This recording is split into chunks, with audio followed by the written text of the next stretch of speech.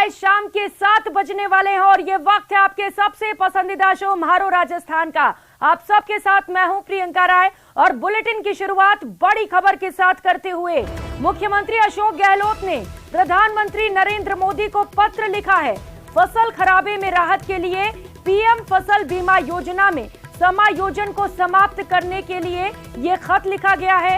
SDRF सहायता का PM फसल बीमा योजना में समायोजन समाप्त किया जाए। प्राकृतिक आपदा में 2 हेक्टेयर तक भरपाई का नियम बदलकर सीमा बढ़ाई जाए। तो ये तमाम बातें इस पत्र में लिखी गई है। मुख्यमंत्री अशोक गहलोत ने ये पत्र प्रधानमंत्री नरेंद्र मोदी को लिखा है। तो कई मांगे रखी गई हैं सीएम की ओर से।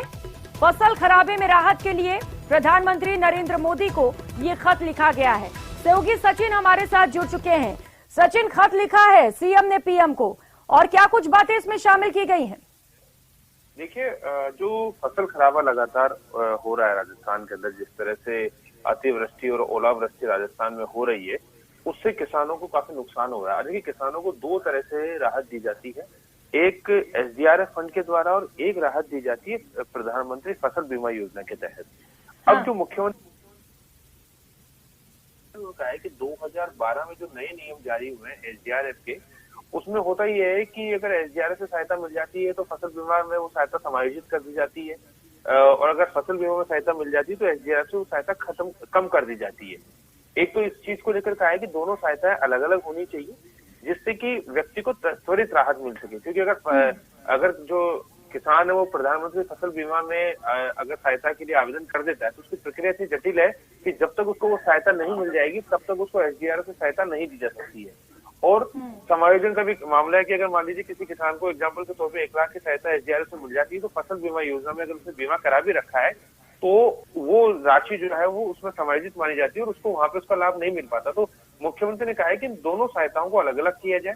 और दूसरी जो उन्होंने मांग की है वो ये कही है कि अभी चाहे किसान के पास कितनी जमीन हो, लेकिन जो राहत उसको मिलती है वो मैक्सिमम 2 हेक्टेयर जमीन पर ही मिलती है। अगर किसी किसान के पास 5 हेक्टेयर में वो अपनी फसल करता है, वो खराब हो जाती है, तो मुआवजे 2 हेक्टेयर तक। यानी कि मुख्यमंत्री अशोक गहलोत ने राहत के लिए, किसानों को राहत मिल सके, इसके लिए प्रधानमंत्री को ये खत लिखा है। हालांकि देखने वाली बात ये होगी कि प्रधानमंत्री की ओर से क्या जवाब मिलता है। बहुत शुक्रिया आपका सचिन इन तमाम जानकारियों के लिए।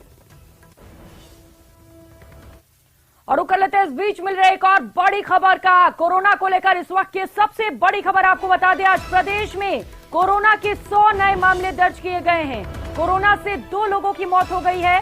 12 और कोटा में 1-1 मरीजों की मौत हुई है। जयपुर में 21, राजसमंद में 13 पॉजिटिव केस मिले हैं, तो वहीं जोधपुर में 10 पॉजिटिव केस मिले हैं। अब प्रदेश में कुल एक्टिव केस का आंकड़ा बढ़कर 294 तक पहुंच चुका है। तो लगातार कोरोना के आंकड़े एक बार फिर से बढ़ने लगे। ऐसे में न्यूज 18 आप सभी से अपील करता है कि कोरोना को लेकर सावधानी बरतें।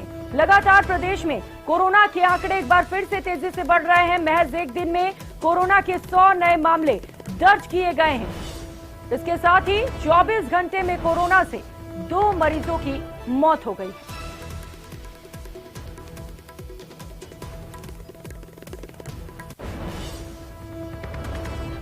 और अब बात करेंगे जीत के जोशी मंत्र की। बीजेपी ने आज धूमधाम से अपना स्थापना दिवस मनाया। दिल्ली से लेकर जयपुर तक बीजेपी के प्रदेश कार्यालयों में विजयी संकल्प लिए गए।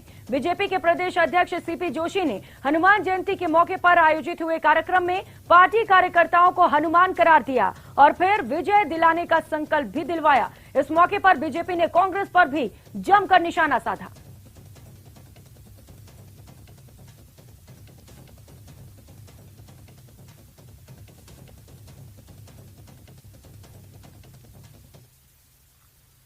रामनवमी पर जुलूस नहीं निकले, प्रभु श्री राम का नारा नहीं लगे, इस प्रकार का प्रतिबंध राजस्थान में और किसी देश में, प्रदेश में नहीं है। तो ऐसे में इस लंका रूपी राजस्थान की सरकार को ध्वस्त करने का राजस्थान का प्रत्येक कार्यकर्ता हनुमान बनकर काम करेगा। सत्ता प्राप्ति के लिए बेचैन बीजेपी अपने कार्यकर्ताओं को हनुमान बता रही है और अशोक गहलोत की सरकार को लंका बताकर उसे उखाड़ फेंकने का संकल्प लेती दिख रही है। मगर 5 साल के वनवास के बाद अगर बीजेपी सत्ता में आ भी जाती है तो राज्याभिषेक के रूप में उनका राम कौन होगा, ये फिलहाल तय नहीं है। कैमरा पर्सन यासीन के साथ बाबूलाल धायल, न्यूज 18 जयपुर। तो वही भारतीय जनता पार्टी की युवा नेता और पूर्व विधायक अमृता मेघवाल ने आज दौसा में बड़ा बयान देते हुए कहा कि 6 माह बाद राजस्थान में भाजपा की सरकार आ रही है और प्रदेश में फिर से मुख्यमंत्री वसुंधरा राजे बनने जा रही हैं। इसके साथ ही उन्होंने प्रदेश सरकार पर हमला करते हुए कहा कि सरकार का कार्यकाल कुर्सी बचाने में निकल गया, विधायकों को होटलों में रखा गया।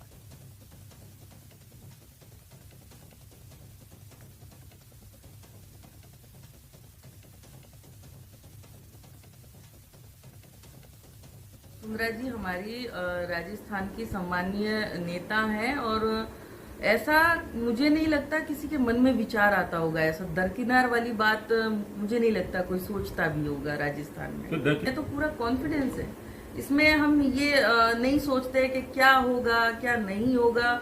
हमें पूर्ण विश्वास है भारतीय जनता पार्टी की सरकार बन रही है। हमारी राज्य की मुख्यमंत्री माननीय वसुंधरा राजे जी सिंधिया बनेंगी। भी हमारी योजनाएं हैं, सबके नाम बदल दिए गए हैं। ये चिकित्सा की कहे, ये भाई अभी जो इंदिरा गांधी रसोई की बात करें, बताइए इनको अन्नपूर्णा नाम से क्या परेशानी थी, नाम ही चेंज कर रही है। हो क्या रहा है इसमें? और सरकार बचाने में लगे, एक से एक होटलों में लेके जाते हैं नेताओं को, एक से एक होटलों में लेके जाते हैं, उनको अच्छी फैसिलिटी दी जाती है। वो एक जना अलग लेके जा रहा है, 20-20 MLA, एक जना कोई अलग लेके जा रहा है। तो वहीं प्रदेश कांग्रेस कमेटी के पूर्व प्रदेशाध्यक्ष और बिसूका उपाध्यक्ष डॉक्टर चंद्र